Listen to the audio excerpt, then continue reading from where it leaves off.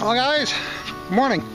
Mike here, and I am here with my friend Sticker. What's up guys? And also, Show Enough. And we are here at the Highland Park Reserve, Highland Lake Park Reserve in Bloomington, right? Yeah, I think we're in Bloomington, or Edina. Next to Bloomington. Anyway, this meetup is usually hosted by Show Enough, and we are here today to practice some skills. And he is, to me anyway, quite the master at getting things very sharp.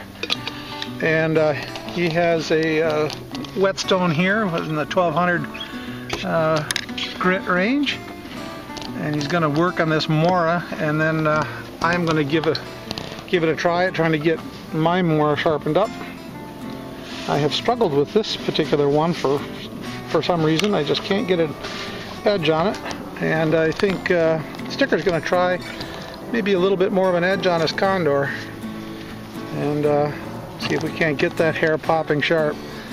But we're going to take our lesson today from Show, and he's I gotta tell you guys, he's got a handle on it, so we'll see what we can come up with here for our first lesson today.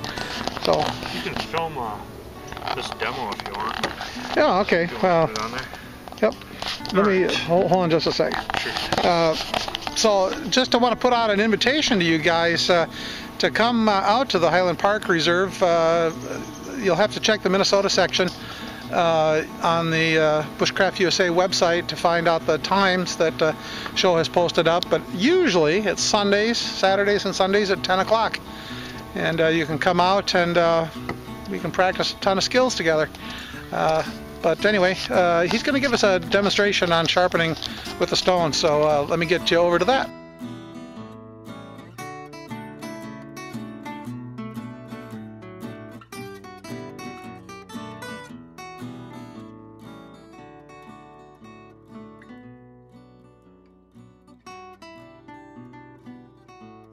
Okay. Alright, so I typically teach people to sharpen with a Mora just because it's fairly easy to keep the large flat bevel on the stone, so you can learn kind of how to hold it. Probably the hardest to sharpen is your typical like flat grind with a small primary bevel, which might be your most common knife, but those are actually kind of tough to sharpen and keep the angle. It takes a lot of feel on the stone to get those just right. Second easiest to Scandi grind, I would say, is probably convex. Despite some people having trouble with that, it's actually not that hard once you know the technique. So yeah, this is a 1200 grit, just regular king waterstone, Japanese waterstone. And this is my 6000 grit that I dropped on the way, and I have a crack in it unfortunately, but I should be able to use it anyway. That's sort of the basic kit. I have, of course, tons and tons of stones, but these two are kind of a nice essential kit.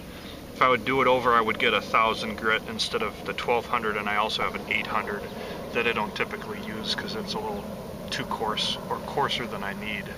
So I'll just show you the basic technique. There's a lot of different sort of techniques that you can use for how to, how to move the stone or the knife on the stone to get your edge. I'm going to show you probably the most common one for the Japanese stones. And maybe just demonstrate a few other ones that you might do.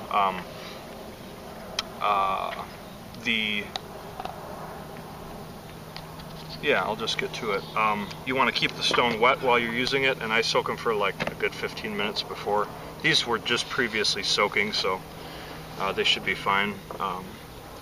So this is a basic back and forth motion. Oh, and I suppose I should say, if you don't know, the very basics of sharpening are just that you're abrading two planes of steel. If you imagine the dull edge is sort of a rounded V, you're abrading the two edges or the two planes of steel so that they meet at an acute edge. Once they meet there, you're going to get a burr on one side typically, which is sort of metal being pushed over the edge and creating a little hook.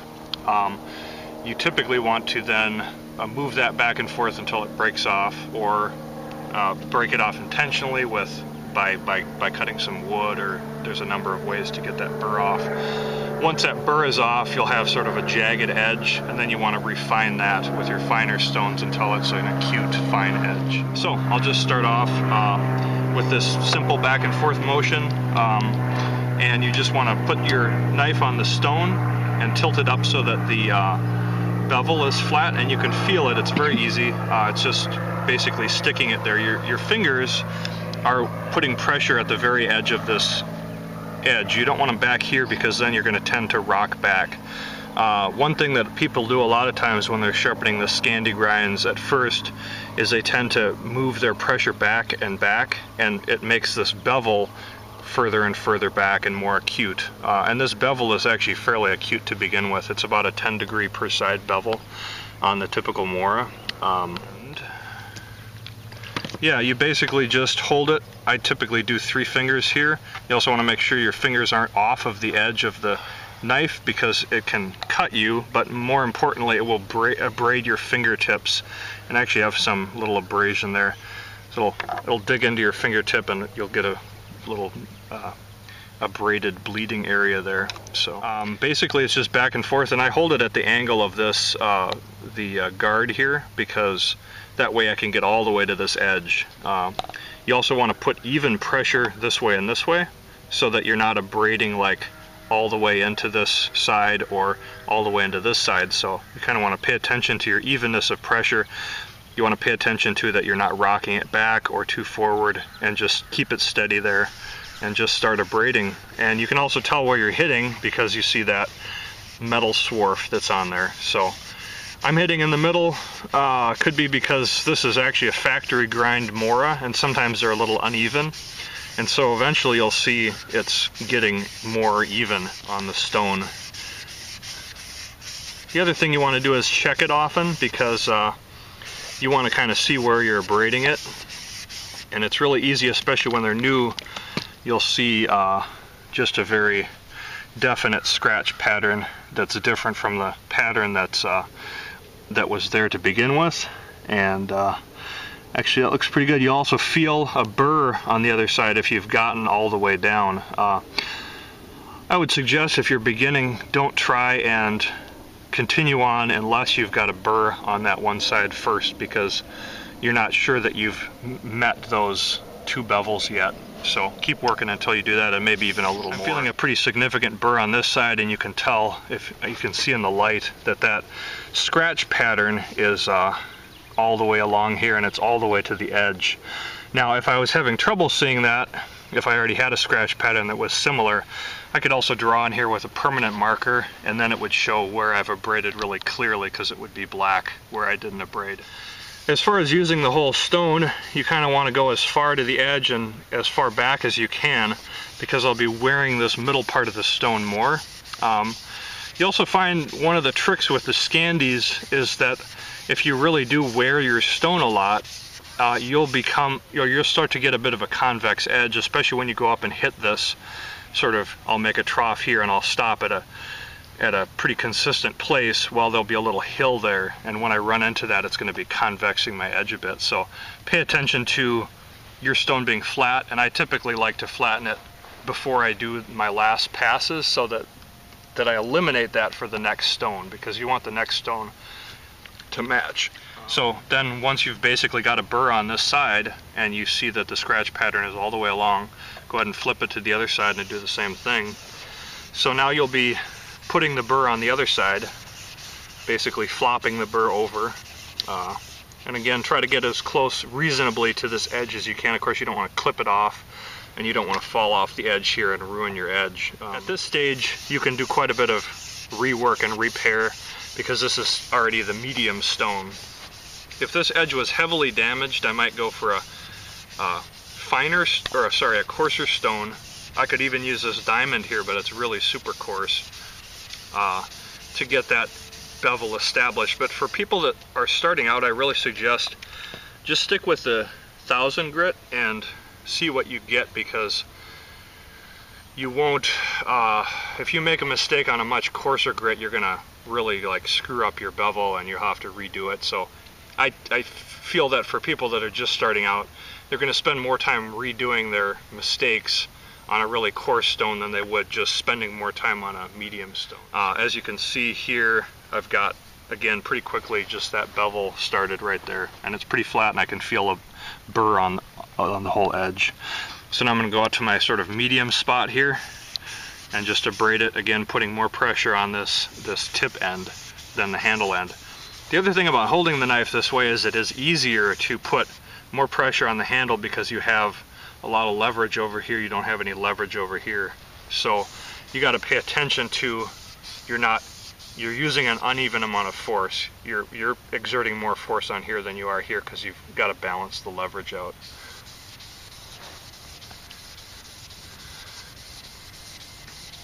Alright, so I've basically, and what I didn't show you guys was that I went, to finish up on this stone, I went to counting. So I did like 10 strokes on one side. Once I had established that bevel, then I did 10 strokes on the other side and did my tip.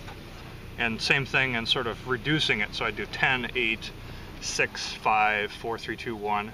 And what that does is it just moves that burr back and forth, and then more rapidly when I'm doing the less strokes on each side, and gets it to break off, gets it to refine a little bit, and that's where I finish on that stone. If I just had that stone, I would really lighten up my pressure and probably do some just backward strokes at the end to sort of strop it on that stone, and that would give me a more refined edge. So I've gotten to the edge, or the end with this one, and I did the same thing, just alternating strokes, reducing it once I got to that fully abraded part. It's already pretty decently sharp. I probably can shave hair with it pretty good. Yeah, it's not bad. But what I'm going to do to maybe a little bit further refine it is just do some backward strokes, and that will get rid of any burr that I may have on there, and it'll also refine it. So I'm just going to take it flat and draw backwards and switch it every time. And this is sort of stropping it on this stone, and if I didn't have a strop, this would just be how I finished it, and it'll refine it more and sort of be better.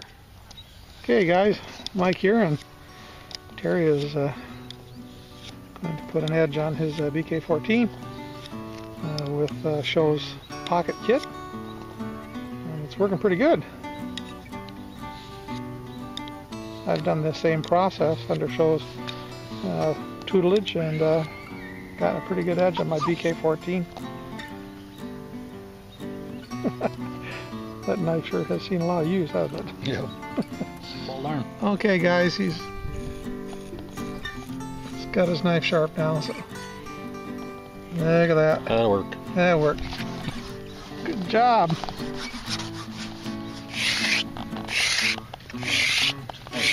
Yeah. And once it starts getting actually smooth, it'll be even nicer.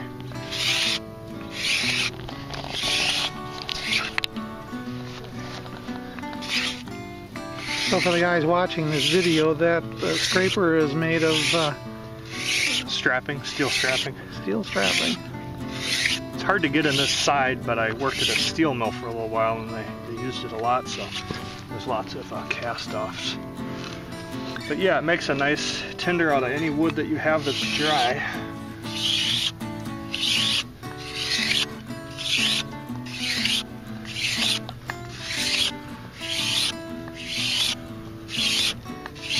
See if I can ferro rod it to flame here.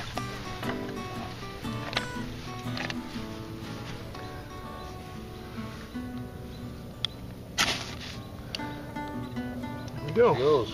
Yeah. Nice. So, nice simple tinder, anywhere, anytime. Yep. I just hate trying to find tinder, so that's what I do. Okay guys, Terry's got his new condor sharpened up here with a little pocket kit that Nice hairy pile. yep. So Not bad. yeah, that's, and how much is that was a Condor Classic. Yeah, I got that from 49 Blades. Okay. Baronix. Very good. And now it's razor sharp. Well, it's at least cutting hairs.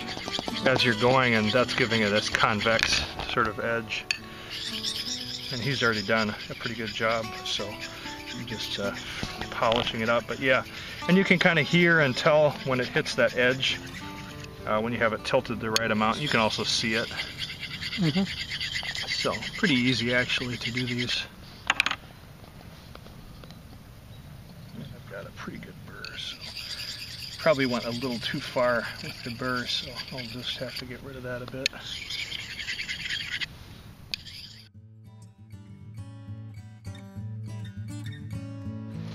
Well guys, we're out here foraging wild edibles and came across this crabapple tree. And so they're looking good. And not bad. Not bad. All right. I'll have to give one of those a try. On another crabapple tree, and these are a lot better, Terry? Huh? Much better. Yeah. I'm barely puckering. The other ones had a high pucker value. Yeah. These are much better. Wild crabapple.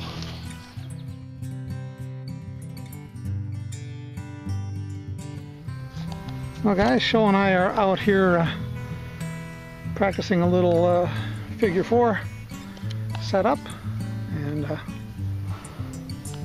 I've got mine set up here. Nice big log, trigger, and the bait. Dead bunny. Dead bunny. Let's see if Sho can get his set up here.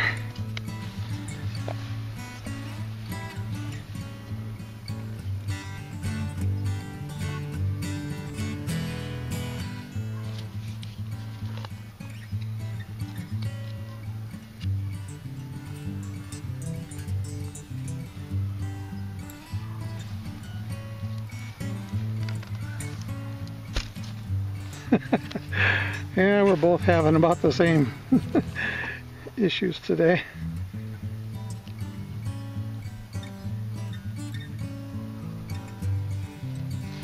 We're gonna stay. All right.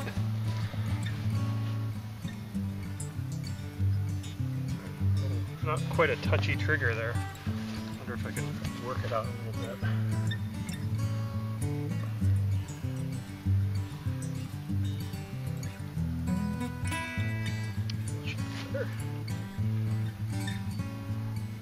Nope.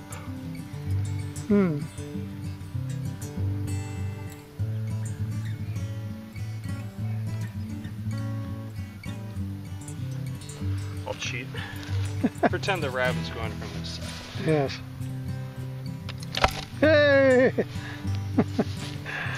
Well, so the double one is like you get one log suspended above another log, and you actually have the 2 figure 4s on the log. Oh, sure. You pound some stakes in to keep it even, and then it basically guillotines the head. Oh, we'll have to try that another time. Oh, there we go. Little figure 4 practice today.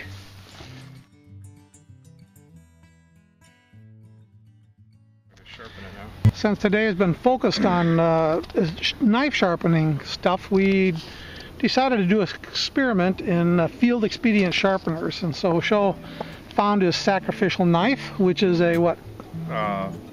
Cold steel Leatherman. Leatherneck, yes, okay. And a rock. It's got a rock. Yeah, basalt rock. And I'll prove. And he's gonna kill it. He's gonna kill it. That's not even that kill. Yeah, totally blunt. Yeah. Can we not shave hairs? She doesn't have many hairs left. Oh, he's going for the leg. Okay, guys. Yeah, see, we're not getting any hair off of that. So now that's right. He's going to use a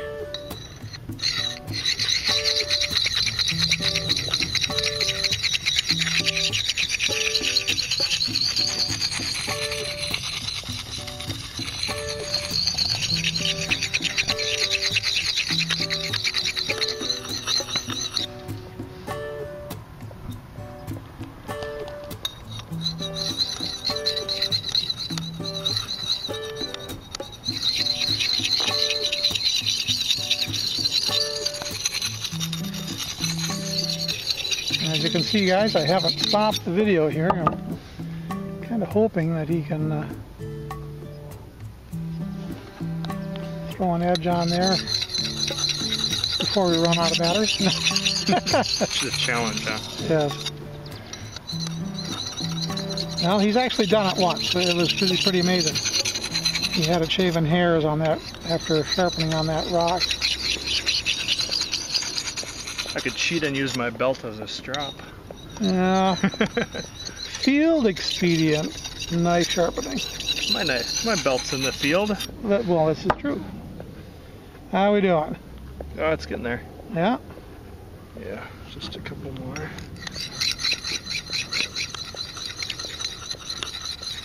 Now, while we're doing this, what would be your suggestions in terms of finding the right kind of rock to do this? Flat, I guess. Sitting on your knife, like Oh, yeah. under your knife. Flat is the only thing I could suggest. I guess I don't have a whole lot of experience in fine-grained, I suppose. This is actually turning out to be fairly aggressive. I'm getting a pretty decent burr on sort of one edge.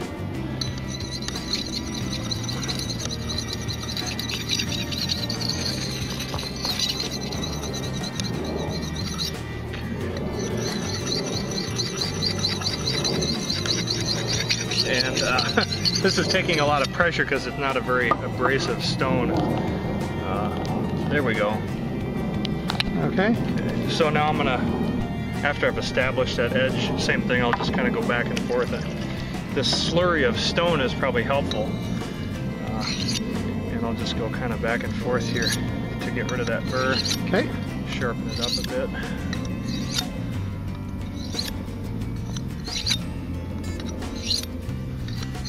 And maybe lighten my pressure up a little at the end. I don't know. So it's all in the mechanics. And, Keeping that consistent angle. yep.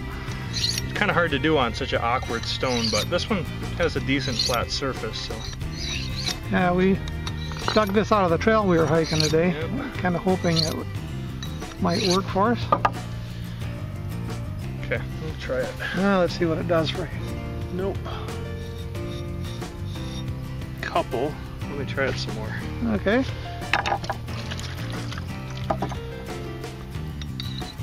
Maybe strop it a little bit backwards. That helps. Well, he's been at it now about 4 minutes, 18 seconds from Totally blunt. to blunting it on the stone to putting another edge on it.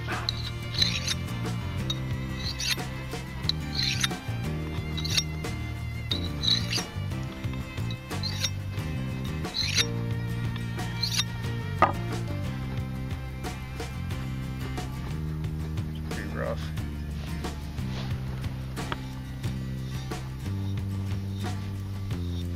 You know, it's sort of barely. It's going to take a little bit more time, but he is getting some hairs off. Yeah, I'll show you on a stick. Oh. Maybe not shaving sharp, but yeah, not too great on here, but that's actually usable. Yeah. Yeah, with a little bit more time. Maybe I'll get back with you in a minute. Yeah. We'll let him go at it here, but guys, there's the process, and that's pretty good. So that's about 5 minutes worth of field expedient knife sharpening. Another lesson here at the meetup here at the Highland Lake Park Reserve, with sponsored or hosted by Show Enough here, and we're having a good time. Okay, well, he's put a little bit more time into it, and now he's About just another 10 minutes maybe. I find that like lightening up the pressure and really just going a little slower and just refining it, it just wasn't that refined before. It just so yeah, we'll see what this does.